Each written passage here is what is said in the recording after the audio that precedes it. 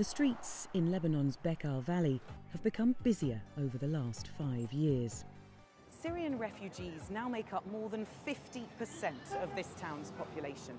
The influx of new residents, many of them in informal tented settlements, mean that relations between the Syrian and the Lebanese communities can, at times, become strained.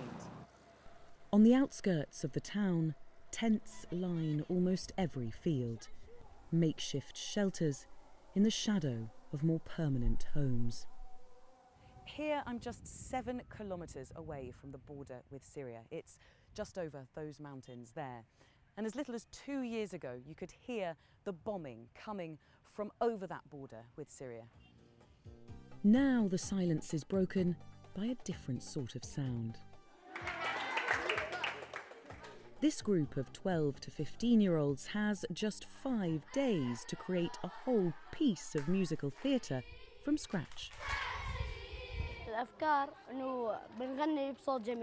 The idea is to sing beautifully, to write songs, and to write stories from our imagination. We're going to have a lot of fun. There's going to be a show, and we'll sing in it. I wanted to be involved to have fun, and to learn singing and everything, and to use my brains and think. Plot, songs, choreography.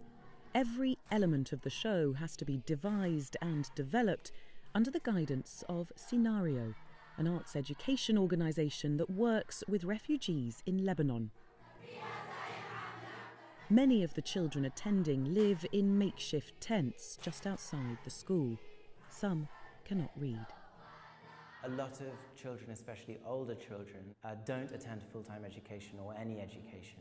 So being put into a situation such as a Showbuild where you are working very hard, you're working constantly in groups, and at the end of the day you're being told what to do and when to do it. Those are things that if you're out of an educational institution become just quite challenging. If we say, come, we're starting, you come straight away. You do not stay there. You do not carry on talking, you do not go and get a drink of water. You come straight away. Hayyan, Muhammad, Abdul Salam. Life in tented camps can be disruptive. For example, things can spill over into arguments, and arguments can spill over into physical aggression. Fuses sometimes are quite short, and we definitely see that amongst our participants, and we see children who feel very tense very quickly, even when something really quite small has happened, like someone's taken a football accidentally from them. These challenges mean that here the emphasis is on the process of making theatre as well as on the finished product. And this project isn't just for Syrians. Among the participants are a handful of local Lebanese children. The idea is to foster bonds between the two communities. Syrians started coming to Lebanon over fear of the war, and now they say there are more Syrians than Lebanese in Lebanon, and that they're all looking for work. I have lots of Syrian friends, about 15 in the neighborhood. They're all renting my cousin's place. We go to theirs and they come over to mine, and we play together. My only Lebanese friend is the girl who lives on the floor below us. It's not unusual in Lebanon to find organisations incorporating music, theatre and art into their programmes, but Seenaryo says it's unique in making art for art's sake. Theatre here isn't a kind of therapy, it has an intrinsic value of its own. And Seenaryo's long-term aim is for these week-long programmes to run themselves. We're working with 25 children, but at the same time we're also working with 5 trainees who are learning to do what we're doing. So in a year's time, I don't have to be here because we are, in some respects, a foreign organisation. When we leave, we don't want there to be nothing happening. And I think we're in a position already where if we did leave, most of this week could happen without us. Jihad is one of those trainees. He's now also a part-time staff member.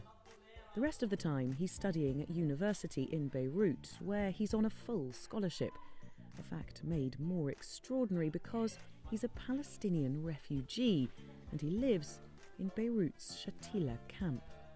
Seenaryo really helped me with introducing me to theater and to music.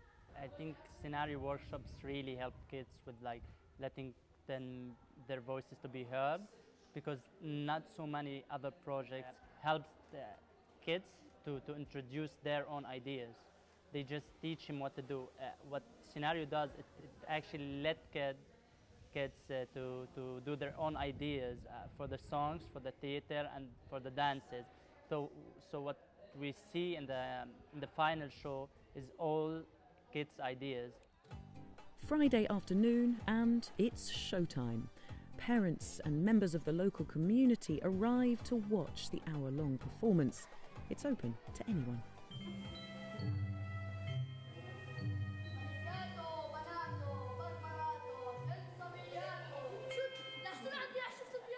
This is a conservative community, and for many of the parents, it's the first time they've let their children perform in any kind of play, let alone a mixed production.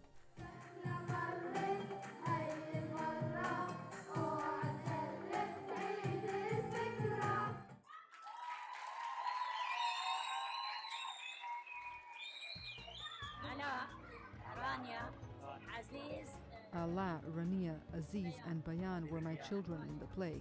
We're so grateful for this week. The play was really beautiful. For the participants, it's been an intense week of learning and meeting new people.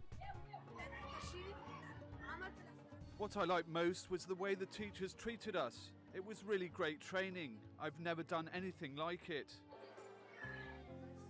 Props are all that's left of this year's Showbuild, and it's not long before destruction finds them too, in this place where things are so precarious.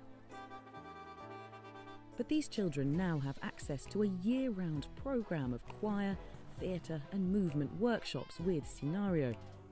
And next year, they may be allowed to join a new group as it does its first Showbuild. Belle Lupton, TRT World, the Bekaa Valley in Lebanon.